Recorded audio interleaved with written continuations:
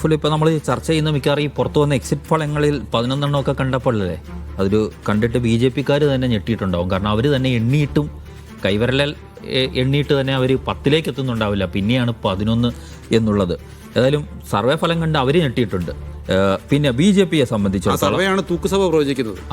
അതുകൊണ്ട് ആ സർവേ നമുക്ക് അവിടെ വെക്കാം. തൂക്കസഭ ഉണ്ടാക്കാനുള്ള സർവേകളാണ് എല്ലാം ഞാൻ ഇന്നലെ തന്നെ പറഞ്ഞു വെച്ചിരുന്നു. കാരണം തൃശ്ശൂരിൽ സുരേഷ് ഗോപി ജയിച്ചതുകൊണ്ട് എത്ര നിയമസഭാ മണ്ഡലത്തിൽ എത്തിയാലേ ജയിക്കാൻ കഴിയുള്ളൂ. അപ്പോൾ അതെല്ലാം കൂടെ വെച്ചിട്ടുള്ള ഒരു അനാലിസിസ് ആണ് നടത്തിയത്, അല്ലാതെ ജനഹിതമായിരിക്കില്ല അത്തരം സർവേകൾ എന്നുള്ളത്.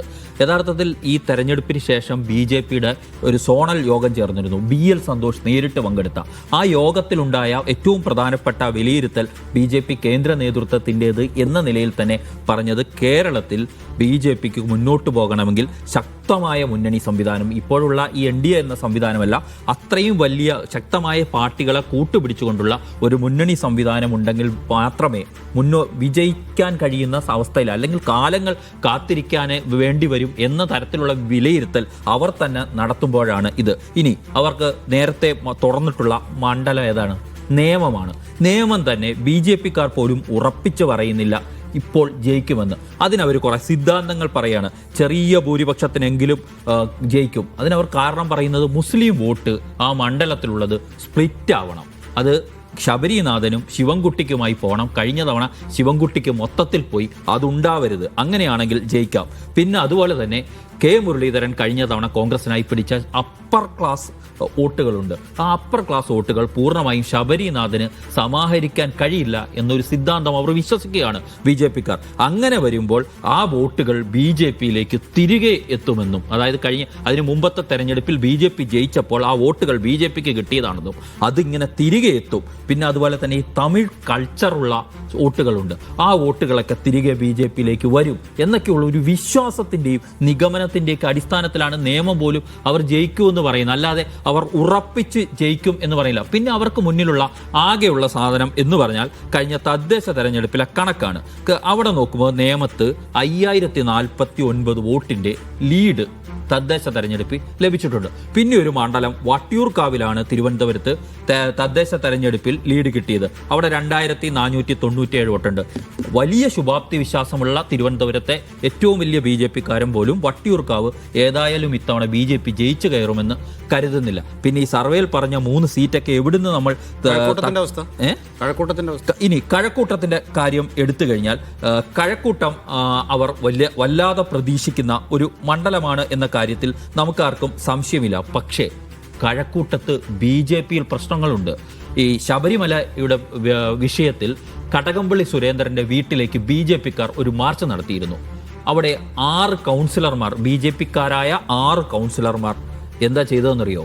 ആ മാർച്ചിന്റെ മുൻനിരയിൽ നിന്നില്ല, അവർ പിൻനിരയിലാണ് നിന്നത് എന്നുകൂടി നിങ്ങൾ അറിയുക. അതായത് വലിയ ആവേശമൊന്നും BJP-ക്ക് കടകംപള്ളി സുരേന്ദ്രനെതിരെ അവിടെ പൂർണ്ണമായ തോതിൽ BJP-ക്കാർക്കിടയിലില്ല. അങ്ങനെ വരുമ്പോൾ ഈ വോട്ടുകൾ ചോർച്ച, BJP-യുടെ തന്നെ വോട്ടുകളിൽ കഴക്കൂട്ടത്ത് ചോർച്ചയുണ്ടാവാനുള്ള സാധ്യതയുണ്ട്. അവിടുന്ന് ജയിച്ചു കയറാൻ കഴിയില്ല എന്നതാണ് വസ്തുത. ഇനി മറ്റൊരു കാര്യം കൂടി നമ്മൾ നോക്കൂ. നിയമത്തിൻ്റെ കാര്യം നമ്മൾ പറഞ്ഞു. പിന്നെ അവരെവിടെയാണ് പ്രതീക്ഷിക്കുന്നത്? പാലക്കാടാണ്. പാലക്കാട് അങ്ങനെയൊന്നും ജയിച്ചു കയറാൻ ഇപ്പോൾ ഏതായാലും കഴിയില്ല. ഇനി ഞാനൊരു കാര്യം കൂടെ പറയാം. അവരുടെ വലിയ പ്രതീക്ഷയുള്ള നിയമത്തെ തന്നെ കാര്യമെടുത്തോ, ശരിയാണ്, ഒരു 15ാം റൗണ്ട് വരെയൊക്കെ എണ്ണുമ്പോൾ BJP മുന്നിൽ നിൽക്കും. പക്ഷേ 15-16 കഴിയുന്നതോടുകൂടി BJP-യുടെ ലീഡിൽ മാറ്റങ്ങൾ വന്നു തുടങ്ങിയും അവസാനം എണ്ണുന്ന കമലേശ്വരവും തിരുവല്ലവും എണ്ണി വരുന്ന സമയവുമാവുമ്പോഴേക്കും BJP വീഴാനാണ് നിയമത്ത് ഇത്തവണയും സാധ്യത എന്നാണ് ഞാൻ കണക്കുകൂട്ടുന്നത്.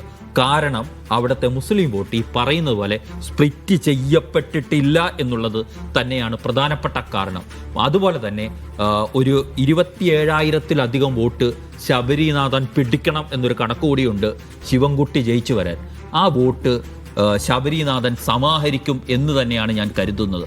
കാരണം ശബരിനാഥൻ ചെറിയ മീനായിട്ടല്ല അവിടെ മത്സരിച്ചത്. അവിടെ മത്സര രംഗത്ത് വലിയ പോരാട്ടം കാഴ്ചവെച്ചിട്ടുണ്ട്. അതുകൊണ്ട് നിയമത്തിൻ്റെ കാര്യത്തിലും BJP-ക്കാർക്ക് പോലും ഇപ്പോൾ ഉറപ്പില്ല. പിന്നെ അവർ ചാത്തന്നൂര്, അതുപോലെ മഞ്ചേശ്വരം, കാസർഗോഡൊക്കെ മുതൽ ഇങ്ങനെ എണ്ണുവാണ്. ഇങ്ങനെ എണ്ണുമ്പം ഉണ്ടാവും ഇത് ജയിച്ച് കയറാൻ കഴിയുന്ന സാഹചര്യം അവർ പോലും ഇപ്പോൾ ഉറച്ചു വിശ്വസിക്കുന്നില്ല.